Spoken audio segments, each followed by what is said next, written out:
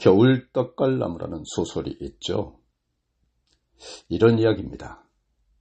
어떤 한 마을에 안나라는 선생님이 있었습니다. 부임한 지 2년밖에 안 되었지만 마을 사람들로부터 칭송이 자자했어요. 그런데 그녀에겐 골칫덩어리 학생이 한 명 있었는데요. 지각단골생인 서브스킨이라는 학생이었어요.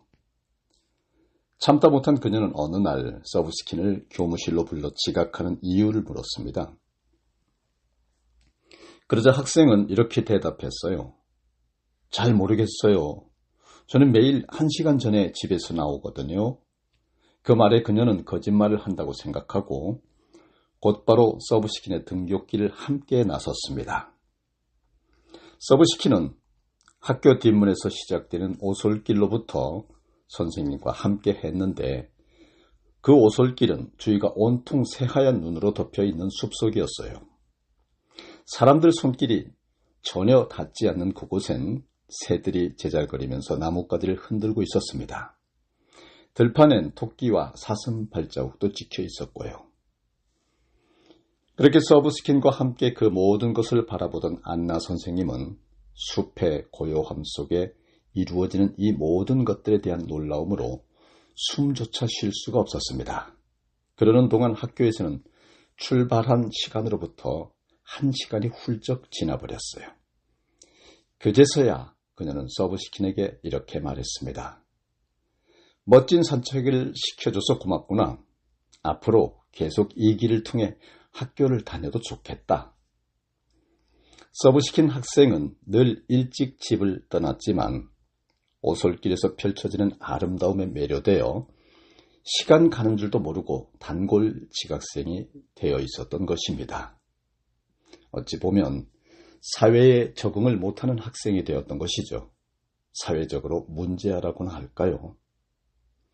오늘도 여러분 말씀이 하나님이신 것을 믿으시면 아멘 하시기 바랍니다. 오늘 저와 여러분이 은혜 나눌 말씀은 로마서 12장 14절로 21절을 본문으로 한 함께 울라입니다. 여러분 오늘 이 소설의 소녀처럼 사회적 문제아였던 대표적인 사람이 바로 오늘 본문 말씀의 저자인 사도 바울입니다. 사도 바울은 사회적 문제아였기 때문에 여러 번 감옥에 갇히게 됩니다. 풀려나오면 또 붙잡히고 풀려나오면 또 붙잡히곤 했습니다. 도대체 이렇게 사도 바울을 사회적 문제아로 만든 것은 무엇일까요? 로마서 1장 16절로 17절 말씀을 보겠습니다.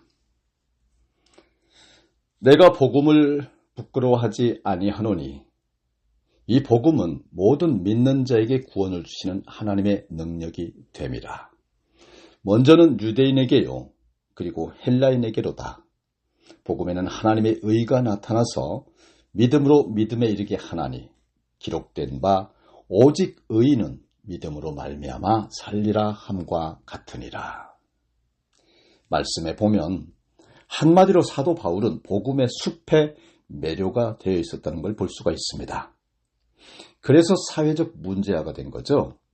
종종 세상 권세자들에게 붙잡힐 수밖에 없었으니까요. 로마서의 내용은 크게 둘로 나눌 수 있습니다.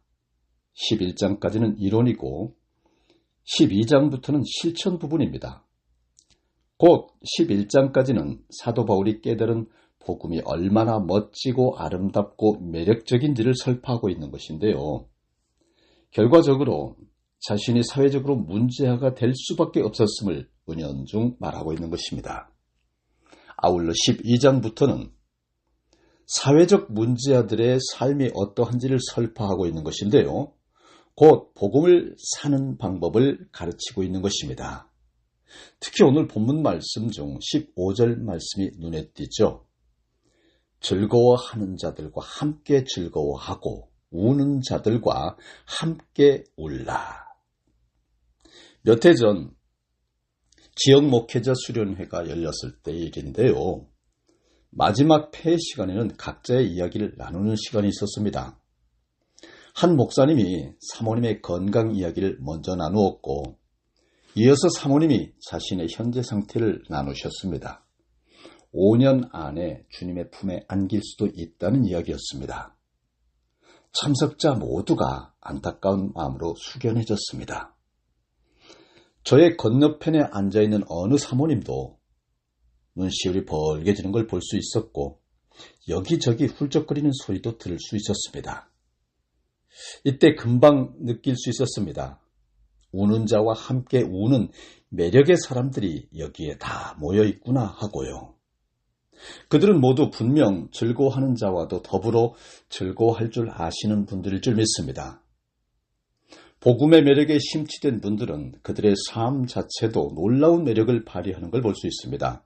왜냐하면 복음에 붙잡힌 자들은 우는 자들과 함께 울고 즐거워하는 자들과 함께 즐거워할 줄 알기 때문입니다.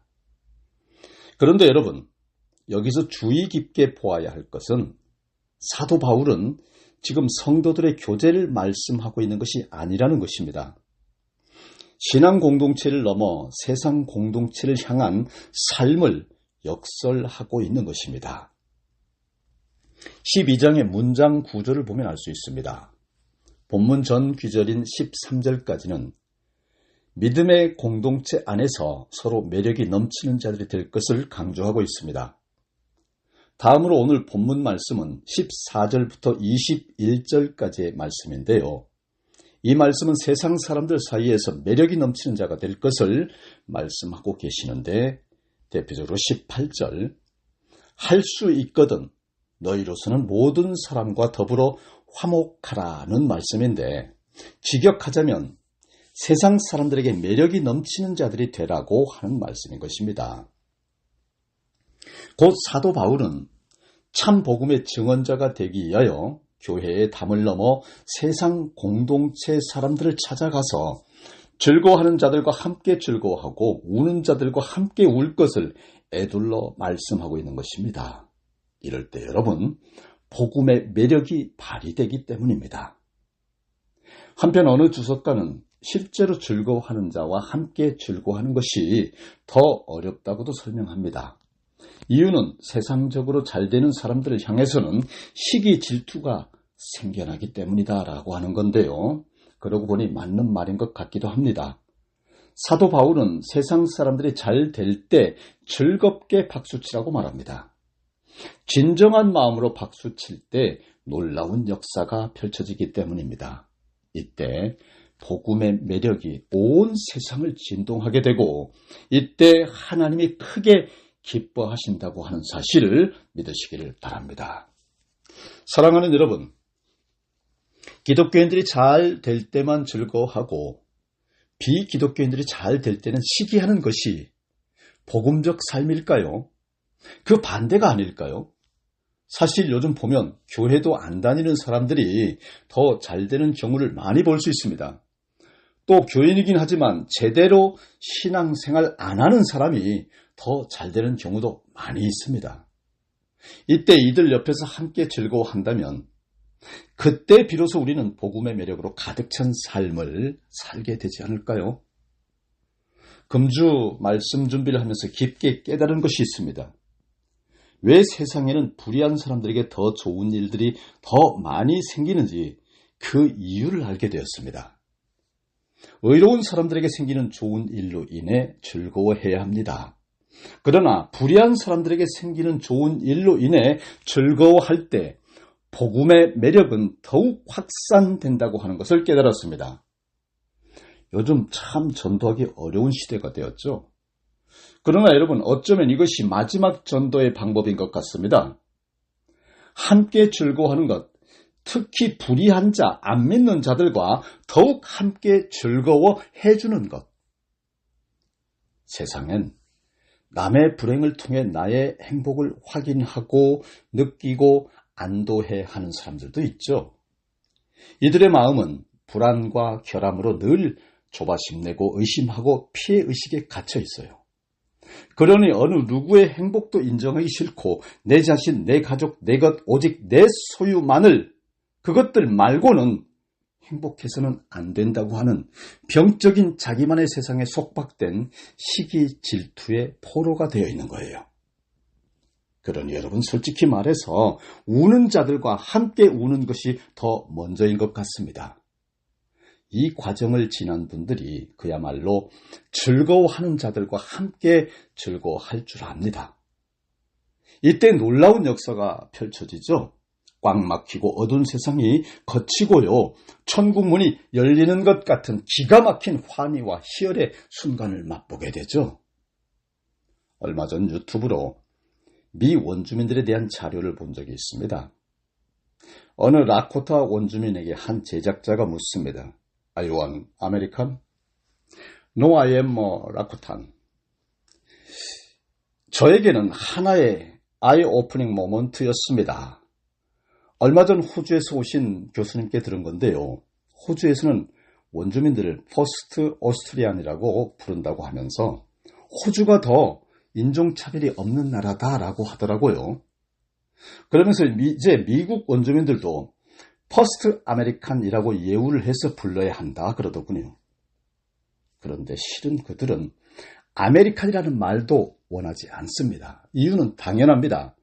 사실 아메리카라는 말은 이태리 탐험가의 이름에서 따서 만들어졌거든요. 그리고 첫 번째 사용된 것은 1507년에 발행된 지도였다고 해요. 반면에 원주민들은 기원전 수만 년 전부터 이곳에서 살았다고 주장하고 있죠. 그러니 그들은 라코탄이지 아메리칸과는 거리가 먼 것이다 라고 하는 것입니다. 아메리칸들은 그들의 땅을 빼앗은 침략자들인 것뿐이죠. 아메리칸들로 인해 그들의 역사는 눈물의 역사가 되었지 않습니까? 왜 한이 없겠습니까? 특별히 나바호족에 대해서 간단히 설명드리면 원래 아리조나에 거주하고 있었죠. 그런데 1850년에 미국 정부가 9,000명이나 나바호 부족 인디언을 300마일 너머에 있는 뉴멕시코 지역으로 강제로 쫓아냈습니다. 이를 역사적으로 긴 도보 여정이다, 롱워크이라고 불려진다고 하죠.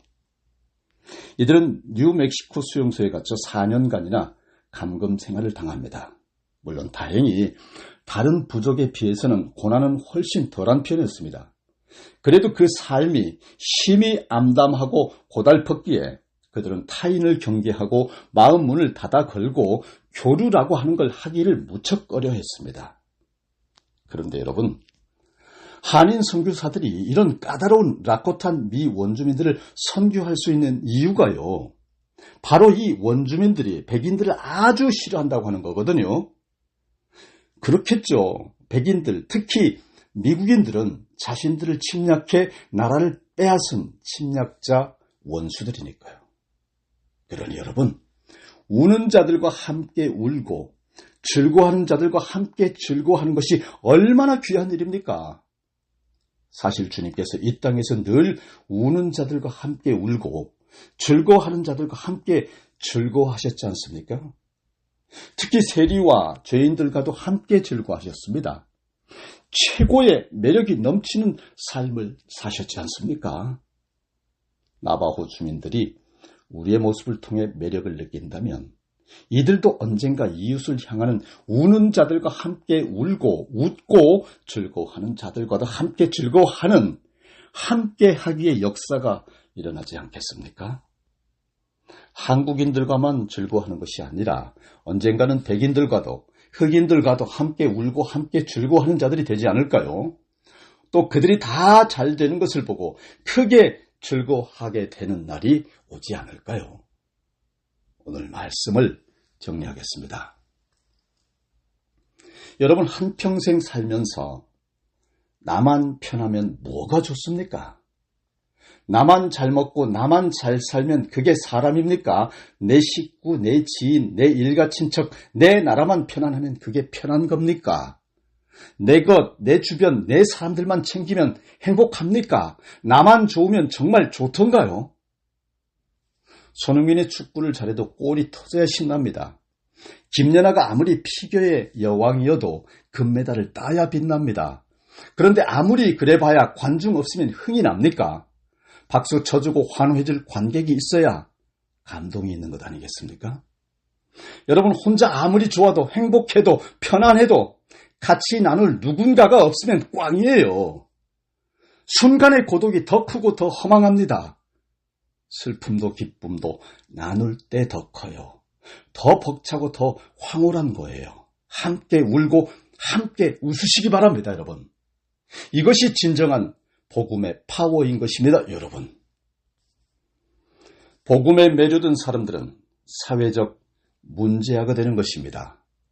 백인들이 잘 되는 걸 보고 즐거워하는 자들은 미 원주민 사회에서는 문제아들이 아닐까요? 이들 모두를 사회 문제아들이 되게 하십시다. 지구촌 무사람들을 모두 함께 울고 웃는 문제아들이 다 되게 하십시다. 아시지요, 여러분? 우리 주님도 이 세상에서는 언제나 사회 문제아였다는 것을요. 오늘 말씀을 다시 봅니다. 즐거워하는 자들과 함께 즐거워하고 우는 자들과 함께 울라. 다 같이 기도하시겠습니다. 우주 천지 만물 지으시고 복 주셔서 우리에게 주시고 생육하고 번성하고 누리라 권세 주신 참 좋으신 만군의 여호와 하나님 아버지, 오늘 시대 내일이 불확실하고 믿음이 흔들리고 사랑은 식고 변질돼 나밖에 모르는 세상, 주님 오늘 주신 말씀 함께 울라 하신 말씀 붙들고 모두가 하나 되어 서로 사랑하고 기쁠 때 같이 웃고 슬플 때 같이 우는 함께하는 세상이 되게 은혜 주시고 복 주시기를 우리를 영죽을 죄에서 구원하신 구주 메시아 예수 그리스도 이름으로 기도드립니다. 아멘.